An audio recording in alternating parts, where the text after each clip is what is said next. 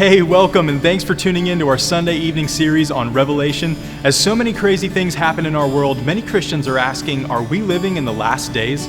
In response, Pastor Archie is taking us through the book of Revelation chapter by chapter and tying it in with application for our current events. If you'd like to follow along with study notes for this series, please download our church app. We hope you'll enjoy this study and that you'll invite friends or neighbors to watch and discuss it with you. If you're visiting a home Bible study tonight for the first time, thanks so much for coming. Please let us know if you would like to connect with our church or get more information about how you can be involved.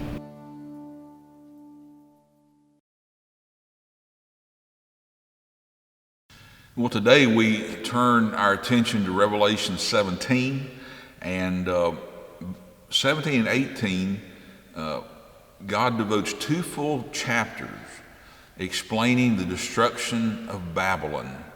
Now, there's several things we have to remember about our study as we go through these 2 chapters. One is Babylon is not a city or a country. It is a system that began all the way in the book of Genesis at the Tower of Babel, and even before with Nimrod, the mighty hunter. Throughout Revelation, several times we have kind of gotten a preview or an insight to the destruction of Babylon. But now we're going to read the exact description of how God is going to bring down Babylon. Now, so it's a system. It's not just one entity like a city or a country or even a kingdom. The second thing that we need to realize that as we study chapter 17 and 18, 2 forms of Babylon are described. In chapter 17, it's more what you and I would call an ecclesiastical Babylon. It has the idea of religion, philosophy, and how that has been influenced, and the world has bought into the philosophy and the religion of Babylon throughout time. We're going to look at a little bit of that today. But then in Revelation 18, we're talking about what we would call more or less the kingdom of Babylon, the political side of things. So you've got a religious side in 17, you've got a political side in chapter 18. And it has to do with Babylon's God, which is economy and money and power. So as we look at these 2 entities, there's a little bit of a distinction also in the sense that in ecclesiastical Babylon in chapter 17, even though the kings of the earth and the powerful of the earth embrace this religious system throughout the history of mankind, even though they commit what the Bible calls fornication with Babylon, in the end, it seems as though chapter 17 explains to us that these kings turn on Babylon. They end up despising this enticing lover, for lack of a better term.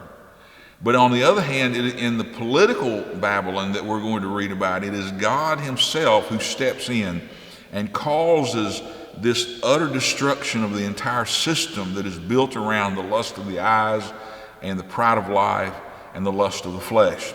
And so there are some distinct differences there.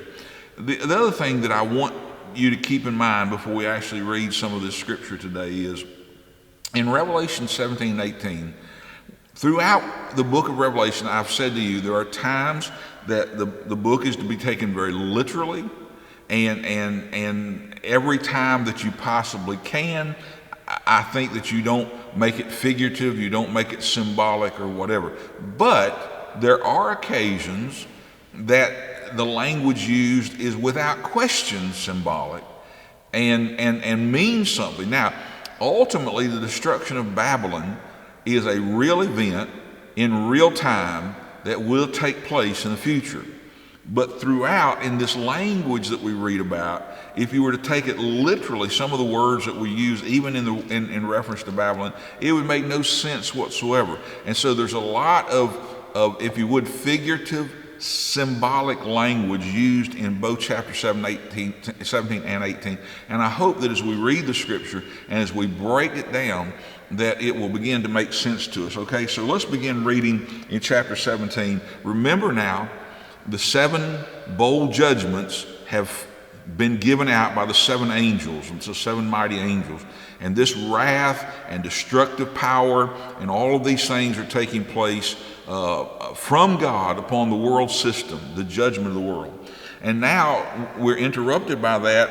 It says with the conjunction and there came one of the 7 angels, which had the 7 vials or bowls, and talked with me, saying, Come thither, and I will show unto thee the judgment of the great whore that setteth upon many waters. Now that's an interesting symbolic language.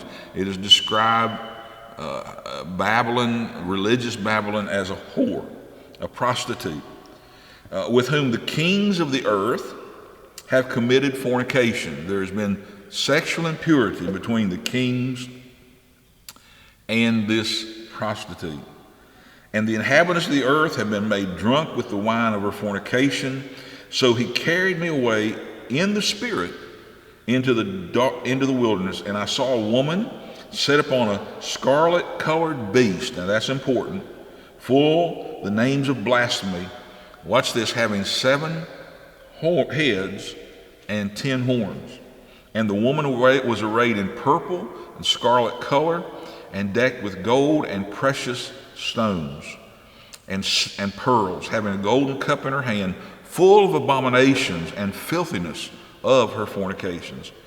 And verse 5, we'll stop. And upon her forehead was a name written, Mystery Babylon the Great, the mother of harlots and the abomination of the earth.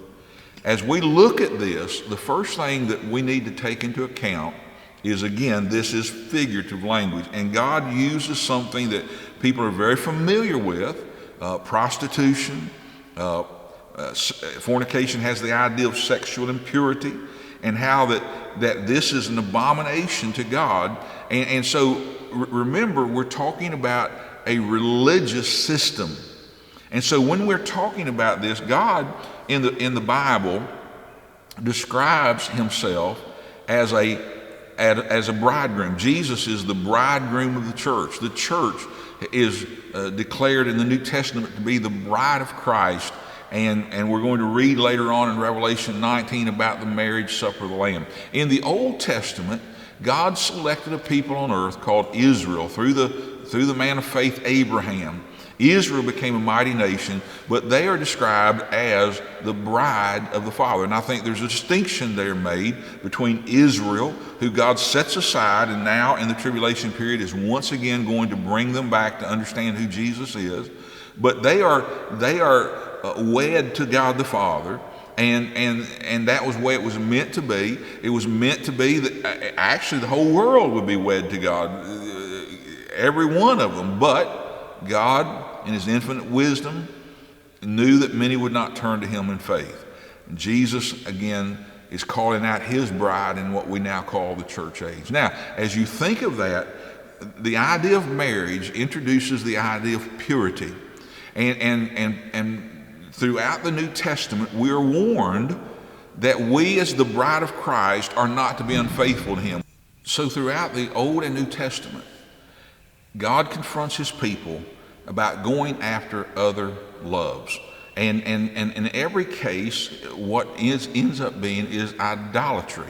In other words, it's a God that we form or a religion that we form that is not the true and the living God, and we become unfaithful to Jesus Christ as the church, as Israel became unfaithful to God in the Old Testament. And here, what we're told is that from the very beginning of time, there was a religious system, a prostitute, if you would, that was going to seduce and draw away men after false gods and after a false religion. And I know that you and I would stop here and say, oh, wait a minute, there are hundreds of false religions, hundreds of false idols and gods. That's true. But there is one system at work that is going to be described here. And the Bible is going to say that the kings of the earth embraced this system, and all the mighty men and the people were so delusional, so deceived by this seductress religion, that they went after that, and that's why they're worshiping the beast, because the beast used this religious system for his own power and advantage. And so as we go through this, just understand that what God is saying is he's not talking to his bride now. He's not talking to the bride of Jesus Christ either. He's talking to the unsaved world that embraced a love other than the true God, that embraced a false religious system. And so that's what we're looking at. Verse 6, it says, "And I saw the woman drunken with the blood of the saints and with the blood of the martyrs of Jesus. And when I saw her, I wondered with great admiration." Now, I believe verse 6 draws two distinctions. He calls, all of these are martyrs. He calls the martyrs of Jesus, but before that he says the blood of the saints. And I know that we in the New Testament are called saints, but I believe what this is looking at is both the Old Testament saints, the Jewish saints, those that, again, as in the case of different times in the period of history where God allowed evil men and false religions to stretch out his hand against Israel. And we read about the martyrdom of Jews over and over again and trying to wipe out the race. But in addition to that, the martyrs of Jesus, those who love Jesus, and this, what the Bible is pointing out, is this false harlot religious system was behind the destruction.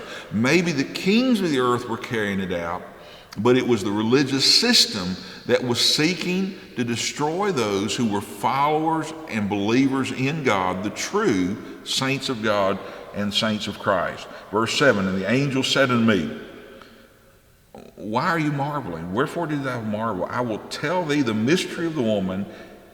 Now watch this, "and the beast that carrieth her." Okay?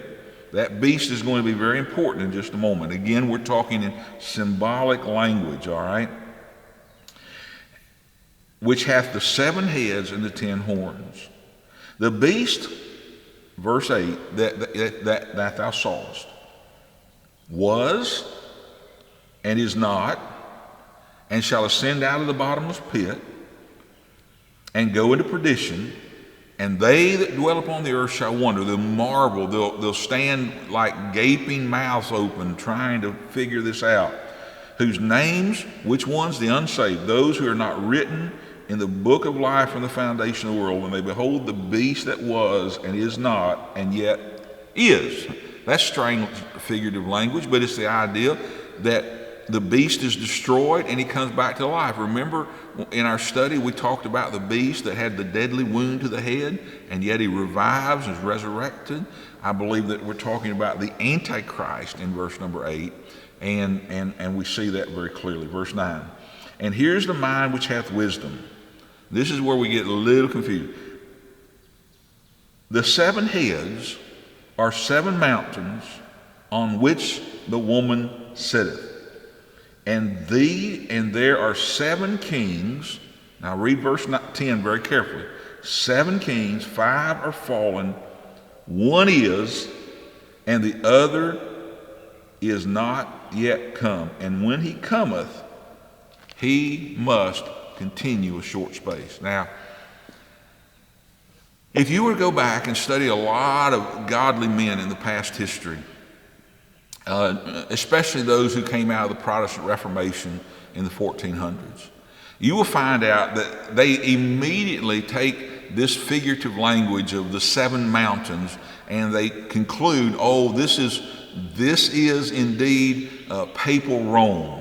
And they say, Rome is called the city on 7 hills. And so they say, see, this is talking about, and then they will even, if you read and study this, you'll find out that they'll even take the 8 different popes and say, see, this is a fulfillment of that. Now, I'm going to challenge that thought. I'm going to give you a thought here. First of all, it doesn't say a city on 7 hills, it says a city on 7 mountains.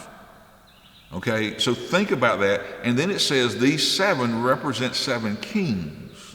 All right, 5 are, 1 is, or 5 were, 1 is, 1 will be.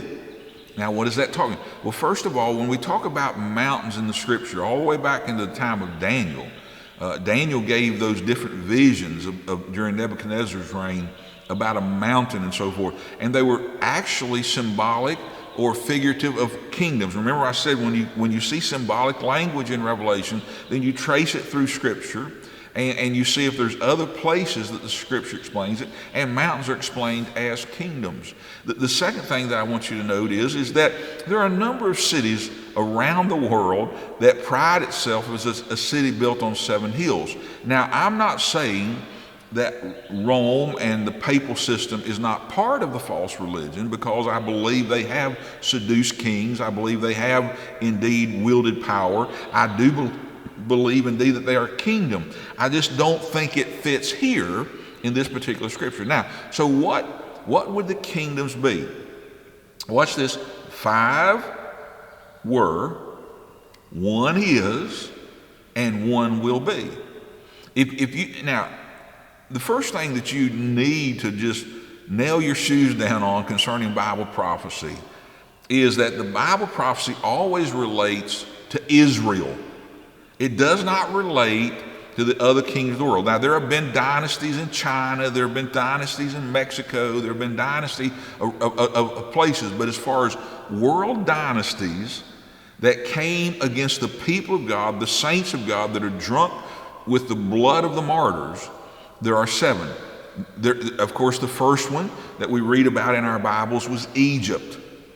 And then after Egypt, Assyria became the great enemy of the people of God, and Assyria was a world power until Nebuchadnezzar came to reign, and then Babylon became the great world power during Daniel's day. After the Babylonian was the Persian Empire, and then later on we would see the Grecian Empire. And so so here in the time when John is writing this, he says, here are the 5 kingdoms that were past. These kingdoms were drunk on the wine of this harlot. They were swallowed into and marveled at, the seduction that she gave, and they were part of this world system. Now, what was the kingdom that was, as John was right, is Rome. Without question, it was the 6th kingdom. And John saw that in his power, and he said, this is the kingdom that is.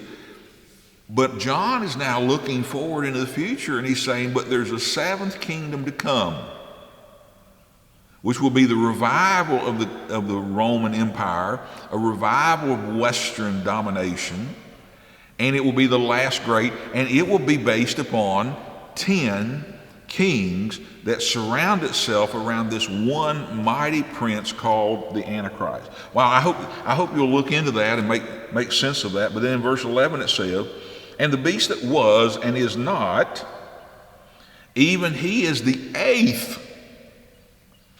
He's going to come on the scene and is of the 7 and goes into perdition. In other words, this is without question, the Antichrist, and we've got the new beginning, the culmination of all the power of all the 7 kingdoms previously, okay? And then it says this, and here is the mind which hath wisdom. Oh, I'm sorry, I missed that, okay?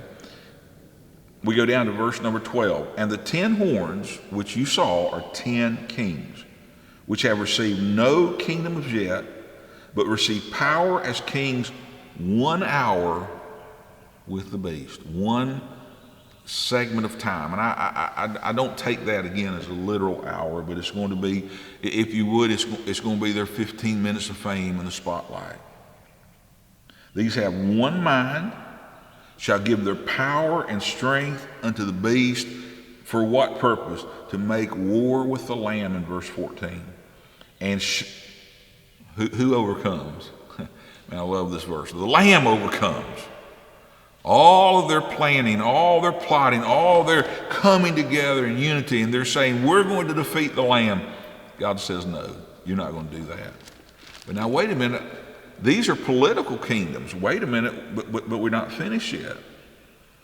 It says, verse 15, the waters which thou sawest, where the whore, this false religion sits, are peoples and multitudes and nations and tongues. In other words, this is dominant power throughout the world system.